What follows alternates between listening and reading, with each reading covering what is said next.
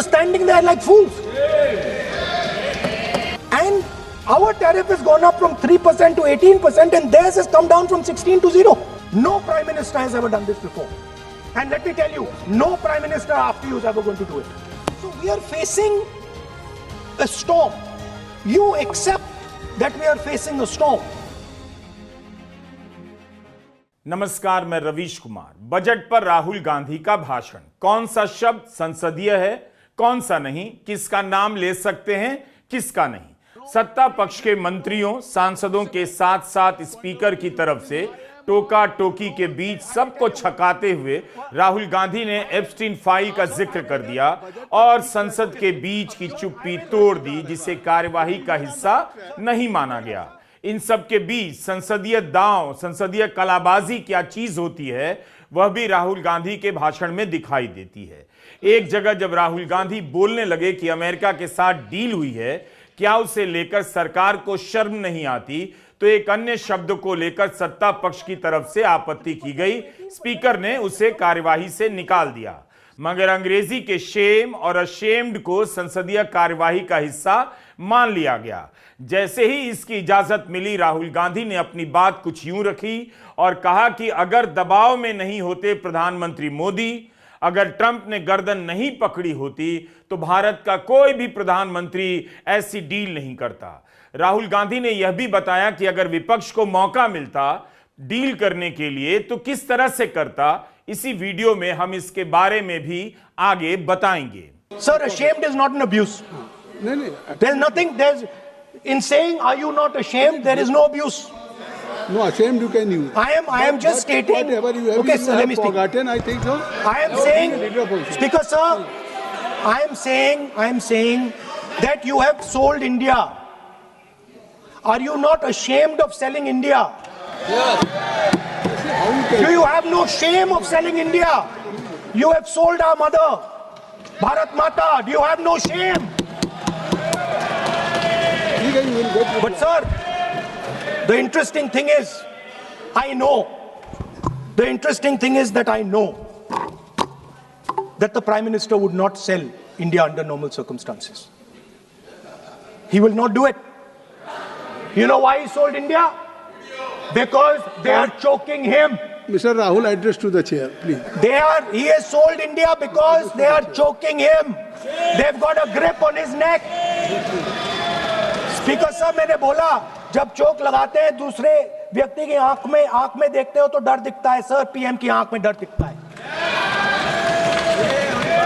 Trade deal पर राहुल गांधी के सवाल बेहद जरूरी हैं, मगर उनके संसदीय दांव भी कम महत्वपूर्ण नहीं। डील पर अपनी बात खत्म करते हुए राहुल गांधी जैसे ही एप्स्टीन फाइल पर आए, जिक्र करते हैं, हंगामा शुरू हो जाता है।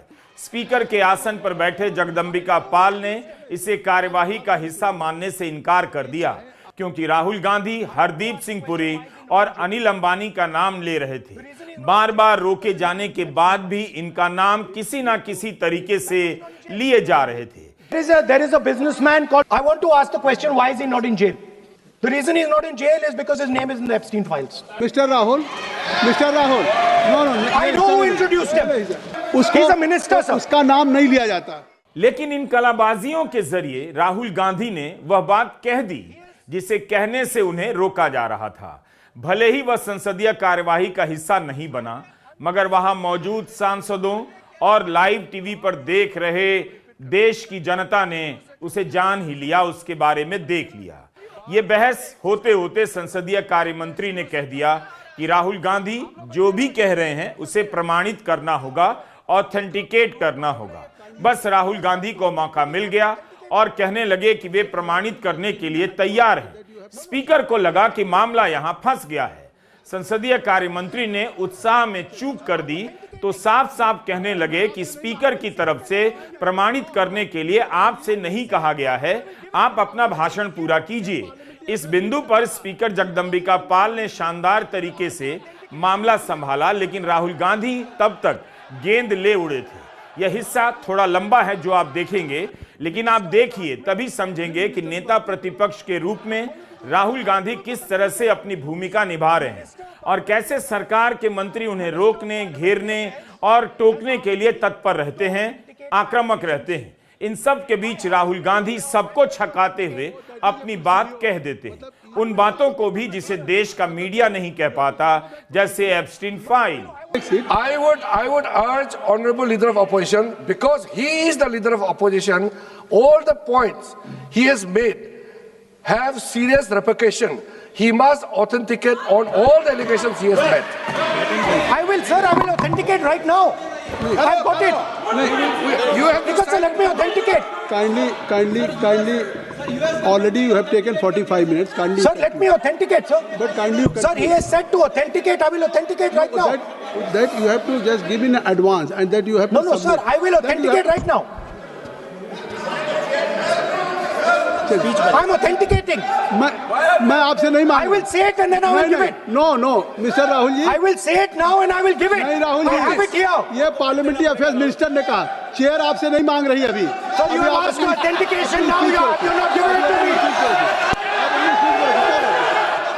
राहुल गांधी भले सदन के भीतर हरदीप सिंह पुरी का नाम नहीं ले पाए, लेकिन उनकी वजह से आज हरदीप सिंह पुरी को सामने आना पड़ गया। यह उनकी सबसे बड़ी सफलता रही। वे भारत के पेट्रोलियम मंत्री हैं। रूस से तेल खरीदने को लेकर कितने सवाल हुए, मगर हरदीप सिंह पुरी ने प्रेस कॉन्फ्रेंस नहीं की। लेकिन राहुल गांधी ने लोकसभा में उनका नाम क्या लिया, और जिस तरह से लिया, हरदीप सिंह पुरी मीडिया के सामने आने के लिए मजबूर हो गए।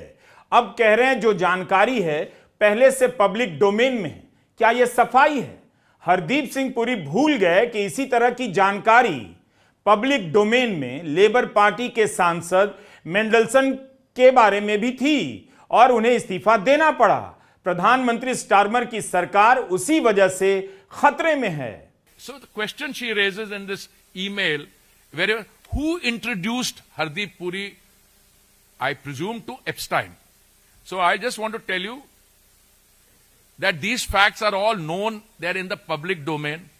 3 million emails have been released. All right? In these 3 million emails, I am in New York for 8 years. Okay? We are talking about the period 2009, May, when I joined as India's ambassador to the UN in New York, and when I became a minister in 2017. 8 years hi ho gaya na? Okay. 9 to, yeah. Then there are references to possibly 3 or 4 meetings in 8 years. And if anybody has seen my website or had done the homework, but I decided to tell the Yuva Necha, Shri Rahul Gandhi ji, because he winked at me and asked me, name an interesting places. So I said, I'll send you a note. And in that note, I told him that after I retired as India's ambassador to the UN, a few months later, I was invited to join the International Peace Institute.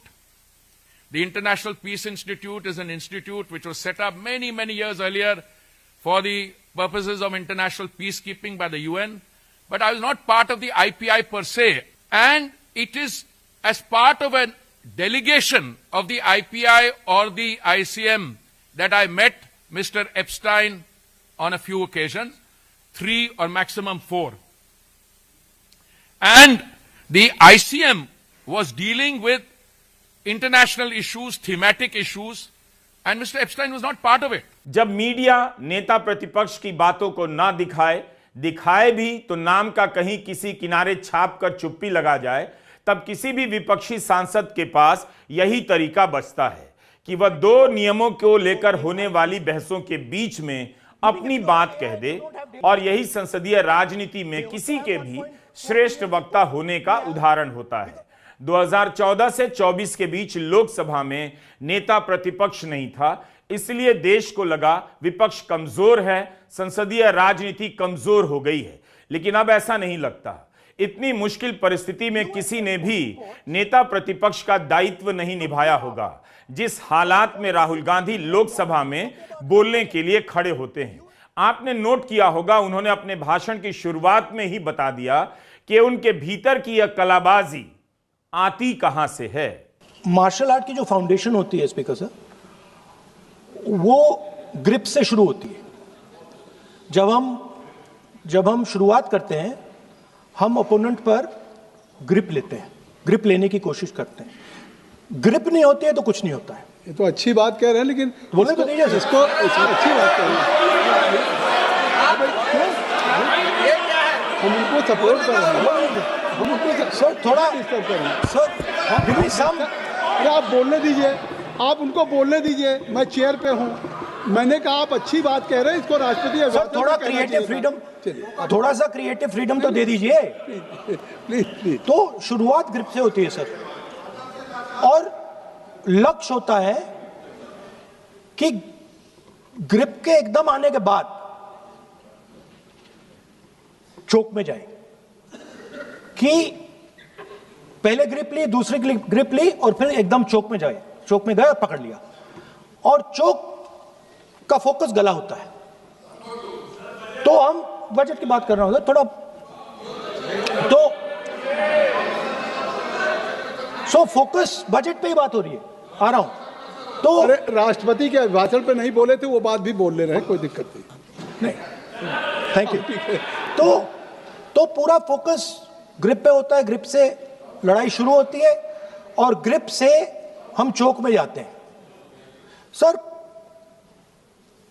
करते हुए जब आदमी के हाथ में चोक आ जाता है grappling में, जो ओपोनेंट होता है उसकी आंख में दिख जाता है कि बात समझ आ जाती है कि अब मैंने इसको पकड़ लिया है। और होता क्या है सर, वो रेजिस्ट करता है, पहले 2-3 बार ऐसे रेजिस्ट करता है और फिर उसको भी पता लग जाता है कि मैं गया, और फिर वो वहां पे बात खत्म हो जाती है और फिर वो सरेंडर करके ऐसे टैप कर देता है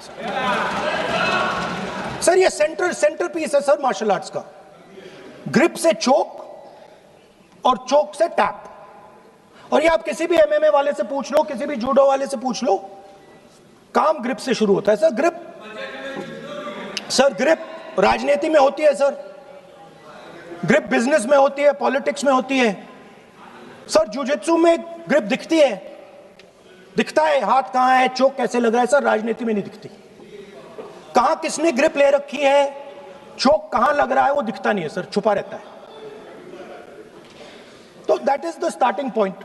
राहुल गांधी ने कहा कि बजट में एआई की बात की गई है, मगर डेटा की कोई बात नहीं। भारत की 1 अरब 40 करोड़ की जनता जिस तादाद में डेटा पैदा करती है, वही आज एआई की असली ताकत है, और भारत की भी। एआई का जो इंजन है वो इसी डेटा के पेट्रोल से चलता है।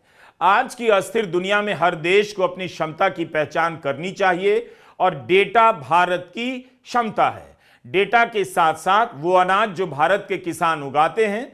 राहुल गांधी ने कहा कि बजट इन चुनौतियों की पहचान तो करता है कि डेटा, अनाज और एनर्जी को दुनिया के देश हथियार के रूप में इस्तेमाल करते हैं, लेकिन इस बजट में इन चुनौतियों के बारे में कुछ भी नहीं। The petrol for AI is data. Meaning if you have AI and you don't have data, you have nothing. If you have AI and you don't have data, you have nothing. Now, which are the two biggest pools of data on the planet? The Indian pool of data and the Chinese pool of data. They also have 1.4 billion people. We have bigger population than them. We allow more freedom. We allow our people to do more dynamic things. So we have in fact more interesting data. There is nothing in the budget about the intensifying geopolitical conflicts and what we are going to do about it. The budget just reads like any of their budgets. Rahul Gandhi ने आरोप लगाया कि मोदी सरकार ने Trump के साथ बराबरी की जमीन पर खड़े होकर बात नहीं की। उनका कहना था कि अमेरिका और चीन के बीच जो प्रतिस्पर्धा है, उसके केंद्र में भारत का डेटा है। अमेरिका को मालूम है कि चीन के पास सबसे अधिक डेटा है, इसलिए अमेरिका को भारत का डेटा चाहिए। डेटा पूल के मामले में सिर्फ भारत ही चीन को टक्कर दे सकता है। राहुल का कहना था कि इस डील में भारत अपने लोगों के डेटा, उनकी पसंद नापसंद, उनकी उम्मीदों और आकांक्षाओं के दम पर अपनी बात रख सकता था, लेकिन ऐसा हुआ नहीं। अपने भाषण में राहुल गांधी ने इस बारे में भी बात की कि अगर यही डील इंडिया अलायंस कर रही होती तो भारत के लोगों के हितों और उनके डेटा की रक्षा कैसे की जाती। If the India alliance was negotiating with President Trump, I will tell you what we would say. The first thing we would say is, President Trump, the most important thing in this equation is Indian data. You want to protect your dollar? You want to protect your dollar? We are your friends. We appreciate you. We want to help you protect your dollar.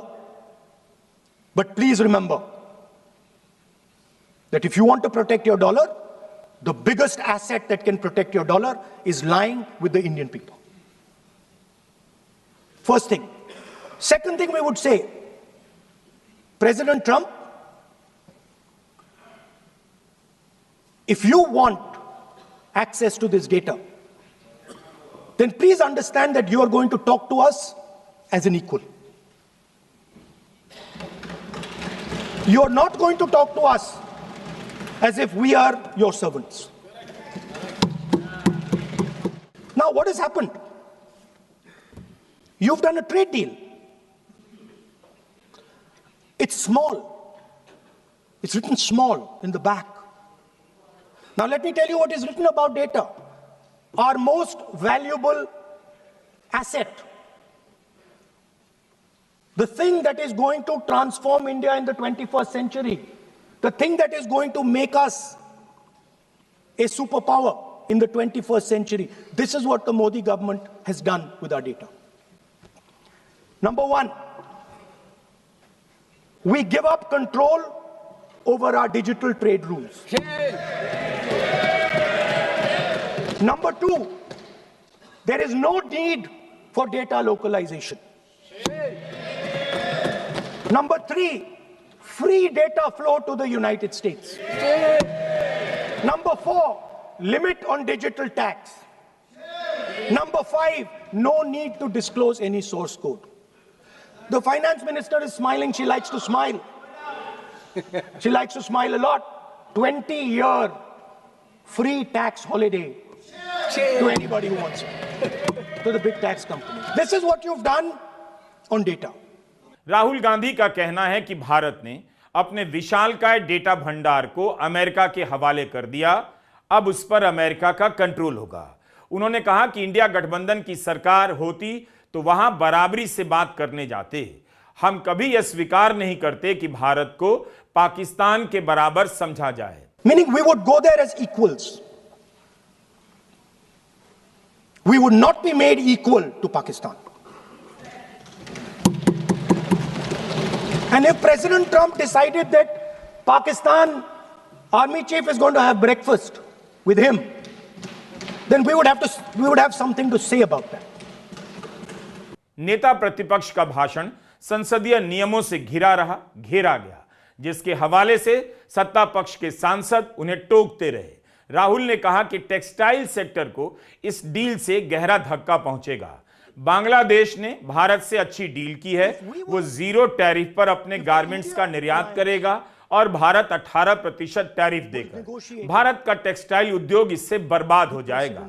यही नहीं, भारत किससे तेल खरीदेगा, किससे नहीं, इसका फैसला America कर रहा है, भारत के प्रधानमंत्री नहीं कर पाएंगे। लोकसभा से बाहर आकर राहुल गांधी ने पत्रकारों से कहा कि एप्स्टीन फाइल्स में हरदीप पुरी और अनिल अंबानी के नाम है।